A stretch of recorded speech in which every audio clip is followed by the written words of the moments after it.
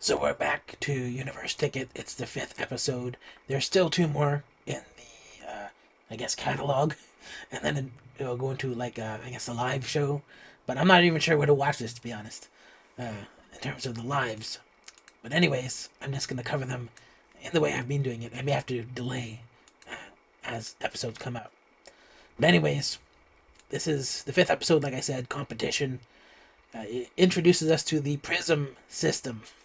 Is some sort of ranking thing where you start at an M and you go up the letters of Prism until you get to a P, and then you'll be able to debut in one of 8 spots.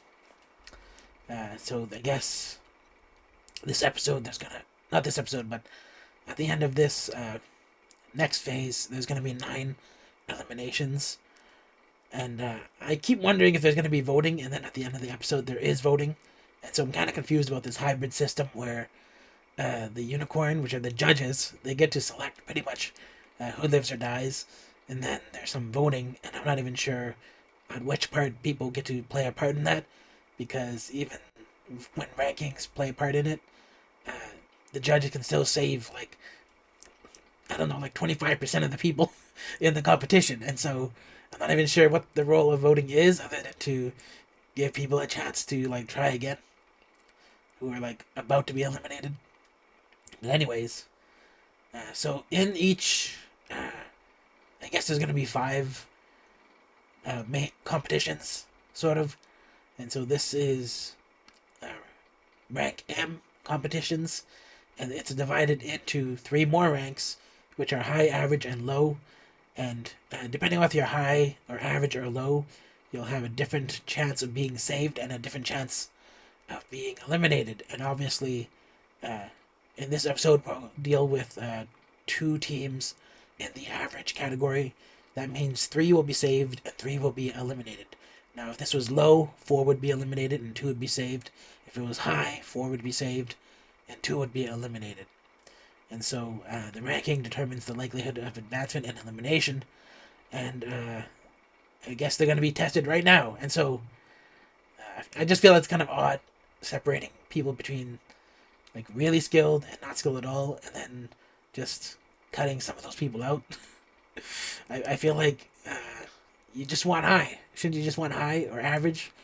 Shouldn't you just eliminate all the lows? I mean, that seems like something they should be doing. I'm not really sure what the criteria for determining the final group is. But let's continue anyways. I was wondering if it's going to be a tournament style matchup, but it's not. It's just we're just going to see 2 average teams perform, and one of them is going to have 3 eliminated, and one of the teams is going to have 3 fast tracked, and then the rest will have to rely on the rankings, I guess. But to put them into these rankings, they have to perform in duos, and it makes it seem like it's a competition between the 2 people performing together. And I think at one point I saw 3 people performing together, but then they get ranked just randomly to high, average, or low. Not randomly, technically, decided arbitrarily by the judges depending on their biases and expertise. So, uh, let's just get right into the competition for this episode, because this is a lot of filler. Oh yeah, there's also this performance. I think it's the signal song, but each set of average, high, and low ranks perform them in groups. And then we get to see that there are older songs, I guess remixed or rearranged for the average teams. And there's 2 average teams. One is Team Twinkle and one is Team Attention. So when it comes to Team Twinkle, you have Quan, Choi Hiran, Kim Simin, Kotoko, Nako, and Oyuna. And they're performing Jewelry's Superstar, the Vendors version. And so the vendors are Adora and this other guy. And they get to decide who's actually going to be doing the killing part, who's going to be doing the main vocal. They get to decide all that. So if you had a leader before and they assigned those parts, it's not getting reassigned, because that's how this performance arrangement is going to be decided. It's going to be decided by these 2 guys on the left. And so initially, Quan wants the main vocal, but Kim Semin gets it. And then what I thought was really interesting is that later on, a trainer shows up and starts actually physically training and conditioning the girls for like the first time I've seen. Before it was just kind of like on their own. They're supposed to learn a song and figure things out and get some feedback. But here's a lady actually giving them like useful skills, helping them improve their durability and endurance and ability to like do certain moves. Like here, she's putting Kotoko on some kind of weird stand thing, I guess, to help her. I don't know, her legs. And then there's also a section about Quan and how she has, I guess, dated habits, and they just want you to know that that's the case because at the end of this episode she gets eliminated. But I was thinking about it, and she's only from the third generation. But I remember one time I was looking at the first gen Christmas videos for just K-pop in general, and it was like all these guys were performing in a very unpolished way, and it seemed like uncharted territory, but slightly influenced by early, I guess, American content as well.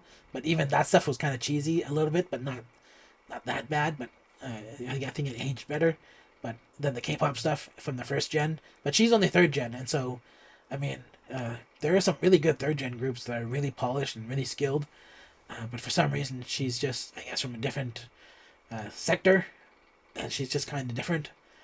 But I don't know if this is going to be a case moving forward because I feel like skills are way more important now.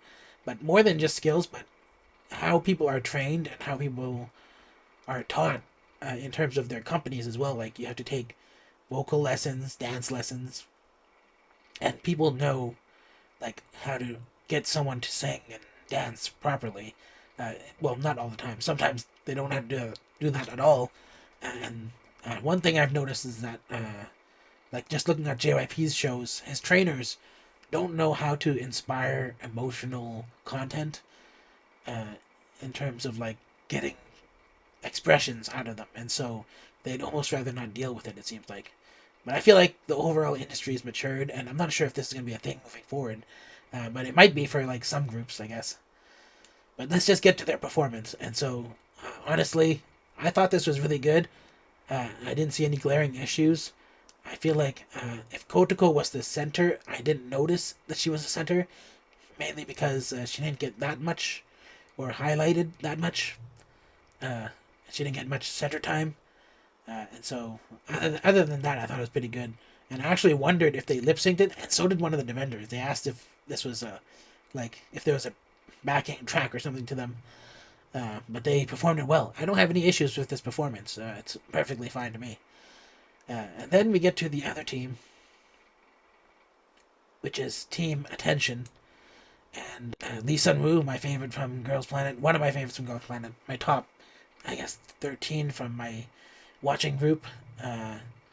They're doing Boa, Girls on Top, the paper maker version. And when it comes to assigning roles, these guys actually did it early on. I guess because Lee Sun-woo was actually delegating it as the leader. And I'm glad she's kind of like, I keep saying this, but I'm glad she's taken on the leader role. Nana, she wanted the killing part. And so it seemed like that was a done deal. But then later on, it looks like these guys assigned it to Gabby based on initial vocal tests. But then later on, they stripped her of it, which kind of like severely affected her self-esteem. And she caused her to like not participate properly in the practice. Now, credit to Nana, even though she had the part taken from her earlier, she actually doubled down her efforts and worked way harder and bounced back from it, and then she got the role again. And so, I mean, that's if that says anything, she had the right attitude, and Gabby was kind of like I said, demotivated, and just sitting on the ground throughout practice after losing the role, and being on her phone too. And so the only other thing about that being bad with her individually is that it feels like the team kind of neglected that. Like nobody either give her tough love or even like overwhelming support to kind of talk her out of that. They just kind of let it happen. And I think maybe it's because uh, you do kind of feel like your individual efforts matter a lot more on this kind of a show. But it seems like, I mean, it just seems like they kind of didn't work with her on it. And maybe it's a language barrier as well. She seems to be the only person there who's Canadian. But as for her withdrawing, I don't agree with doing that. She's afraid she won't be seen. But then she withdraws, which is kind of a self-fulfilling prophecy. And so let's just get to the performance. And so, fortunately for them, it didn't affect them. I feel like they did really good. There were some issues where I would say in between things happening, it felt like the space in between was a little dull in the transition. And I would say that's kind of having to do with a handoff in terms of the teamwork.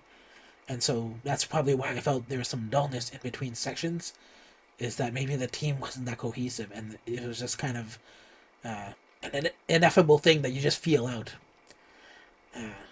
But it seems like everyone did fine otherwise, and it turns out like even Gabby, she would have been praised fully if the paper makers didn't eventually tattle on her that she was upset behind the scenes. But the real star of this track is this song is actually the bass track, because that bass track really like changed this song and kind of made it harder hitting. And I feel like the song was bigger than this group, to be honest. But in the end, they won, and so it all works out for them. So 3 are promoted, 3 are demoted. So from Team Attention, Nana Gyoryon, who I've never heard of or seen before, got selected, and then Haram also got selected. In terms of the eliminations from Team Twinkle, they eliminated Nako and Choi Hiran, who's also from Girls Planet. And now that she's gone, Lee Sunwoo is the last one from Girls Planet on the show, I guess. And they also eliminated Quan, who we've been talking about. And so it does feel a little sad because it seems like she was working hard to overcome things. But there was also parts of her during practice where I don't think she realizes that participating and taking on the responsibilities of like being a main vocal or something requires you to actually be able to do the role fully. And the responsible thing with regards to taking responsibilities is to only do a task if you're like up to it and you can make sure everyone succeeds. If you're doing it just for your own sake, then for your own sake you should hone your skills and practice really hard and gain the insight required to become a good performer before you go on a very public and international show. And so I guess that's it. That is the end of this episode. I look forward to the high level performers as well as the low level performers, because some people that fell into the low category, maybe, I'm not sure if they were skipped over. Let's see. I think Narumi, I'm surprised she's there. Idota Yui's in there. And Gailey is in there. And so there's some people there who are of interest. And then the rest are just in the high group. I don't know if this is... I think this was all the A's. I'm pretty sure it was. And so, yeah, that's it. I guess it's kind of scattered again.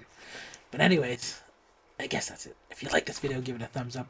If you don't like it, give it a thumbs down. I will understand. And if you're not subscribed, consider subscribing so I can continue to blast through these episodes without properly giving it the attention that it requires. But I'm behind. I have to rush through them right now. And so I'm not writing anything down. I barely know people's faces and names as we go through them. And I'm thinking I still have to catch up on 2 more episodes, and then by then there'll be less people involved and it'll be easier for me to start watching in real time, and also having the time to watch it in real time as well. I feel like I'm just fitting this in between other stuff I'm supposed to be doing. But anyways, see you in the next video.